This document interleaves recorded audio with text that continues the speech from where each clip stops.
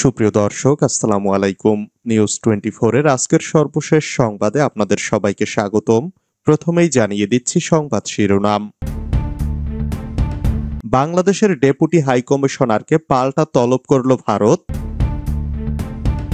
সমন্বয়কে খুনের হুমকি, বাড়ির সামনে দেয়ালে লেখা সমন্বয়ক মৃত্যুর জন্য প্রস্তুত হ। হেলিকপ্টারে পালিয়ে না গেলে আপনার যে কি অবস্থা হতো, যা বললেন মিয়া গোলাম পরোয়ার। সাতক্ষীরায় আলোচিত ছাত্রলীগ নেত্রী নিশি গ্রেফতার।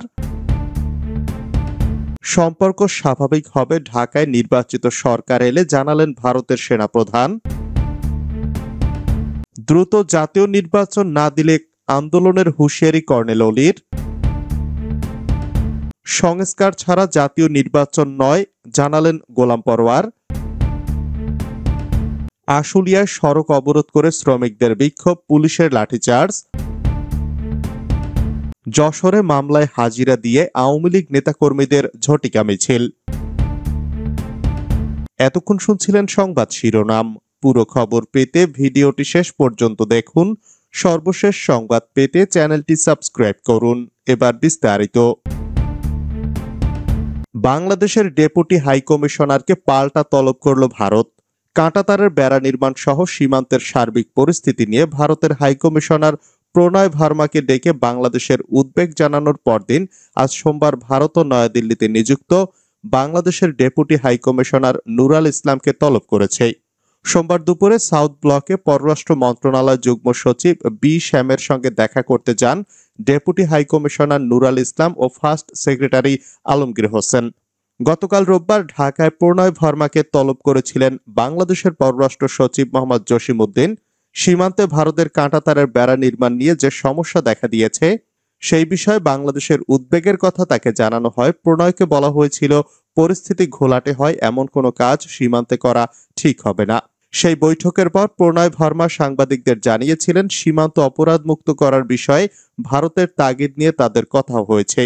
চোরাচালান, মানব পাচার ও অপরাধীদের আসা যাওয়া বন্ধ করে সীমান্ত অপরাধ শূন্য করতে ভারত প্রতিশ্রুতিবদ্ধ, সে কথা বাংলাদেশকে বলা হয়েছে।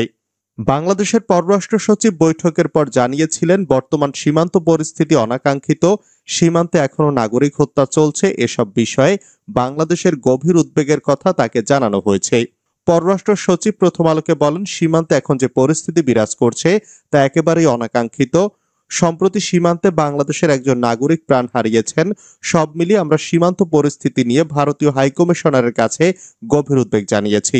বাংলাদেশের রাজনৈতিক পালাবদলের পর ভারতের তরফ থেকে সীমান্তে নজরদারি বাড়ানো হয়েছে।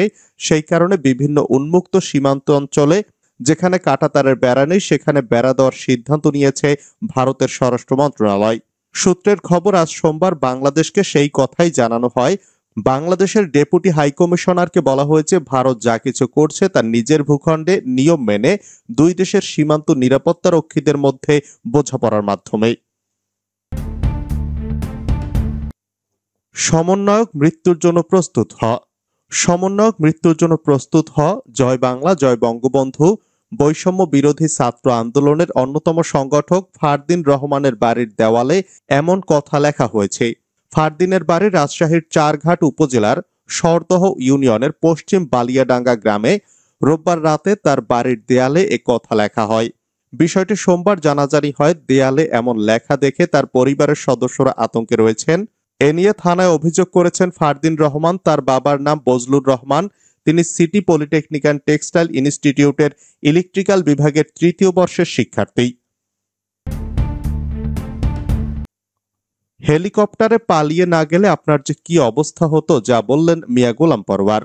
শেখ হাসিনা ভারতে বসে এখনো ষড়যন্ত্র করছে বলে অভিযোগ করেছেন বাংলাদেশ জামায়াত ইসলামের সেক্রেটারি জেনারেল অধ্যাপক মিয়া গোলাম পরোয়ার।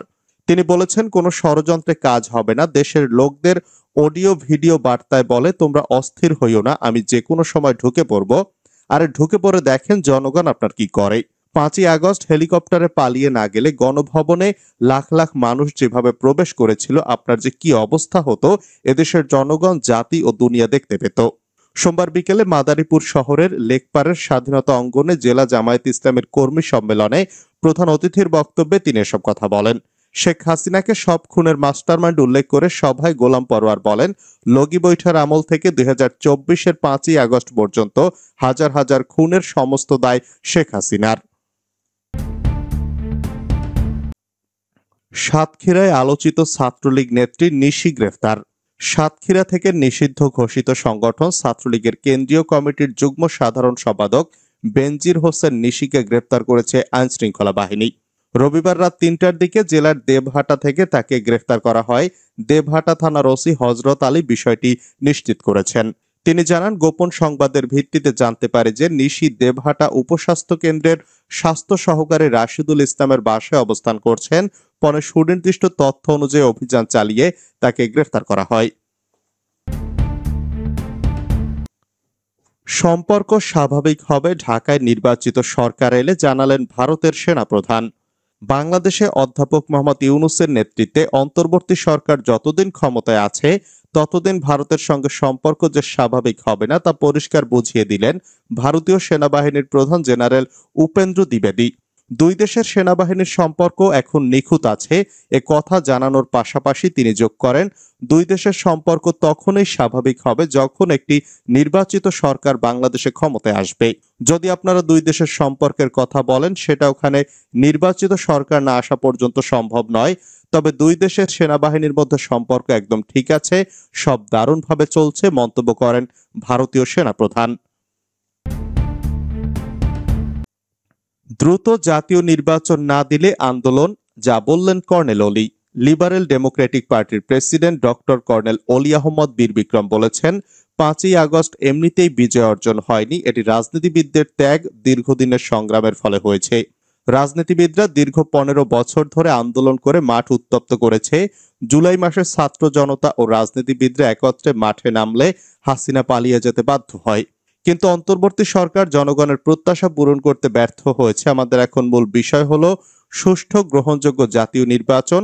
দ্রুত জাতীয় সংসদ নির্বাচনের ব্যবস্থা না করলে অন্তর্বর্তীকালীন সরকারের বিরুদ্ধে আমরা আন্দোলনে নামব। সংস্কার ছাড়া জাতীয় নির্বাচন নয় বলে জানালেন গোলাম পরোয়ার। সংস্কার ছাড়া জাতীয় নির্বাচন নয় উল্লেখ করে বাংলাদেশ জামায়াত ইসলামের সেক্রেটারি জেনারেল অধ্যাপক মিয়া গোলাম পরোয়ার বলেন, সংস্কার না করে এখন নির্বাচন দেওয়া হলে 2014, 18 ও 24-এর মতো ভোট হবে। ছাত্র জনতার এই রক্ত বৃথা যাবে। নির্বাচন ভালো করতে গেলে কমপক্ষে নির্বাচন কমিশন, পুলিশ বিভাগ, সিভিল বিভাগ, বিচার বিভাগ সহ 7 থেকে 8টি জায়গায় সংস্কার করতে হবে। এরপর সরকার নির্বাচনের রোডম্যাপ ঘোষণা করেন। আশুলিয়ায় সড়ক অবরোধ করে শ্রমিকদের বিক্ষোভ, পুলিশের লাঠিচার্জ। সাভারের আশুলিয়ায় পাওনা পরিশোধ ও শ্রমিক ছাঁটাইয়ের প্রতিবাদে সড়ক অবরোধ করে বিক্ষোভ করে তৈরি পোশাক কারখানার শ্রমিকেরা। এ ঘটনায় শিল্পাঞ্চলের আব্দুল্লাপুর বাইপেল সড়কে দীর্ঘ যানজটের সৃষ্টি হয়। ফলে চরম দুর্ভোগে পড়ে সড়ক ব্যবহারকারী যাত্রী ও সাধারণ মানুষ। পরে দুপুর 3টার দিকে পুলিশ জলকামান ও লাঠিচার্জ করে আন্দোলনকারীদের ছত্রভঙ্গ করে দিলে পরিস্থিতি স্বাভাবিক হতে শুরু করে। এর আগে সকাল 10টা থেকে বাইপেল আব্দুল্লাপুর সড়কের নরসিংহপুর এলাকায় অবস্থান নিয়ে বিক্ষোভ শুরু করেন আশুলিয়ার নরসিংহপুর এলাকায় অবস্থিত শারমেন গ্রুপের চাকরিচ্যুত কয়েকশো শ্রমিক।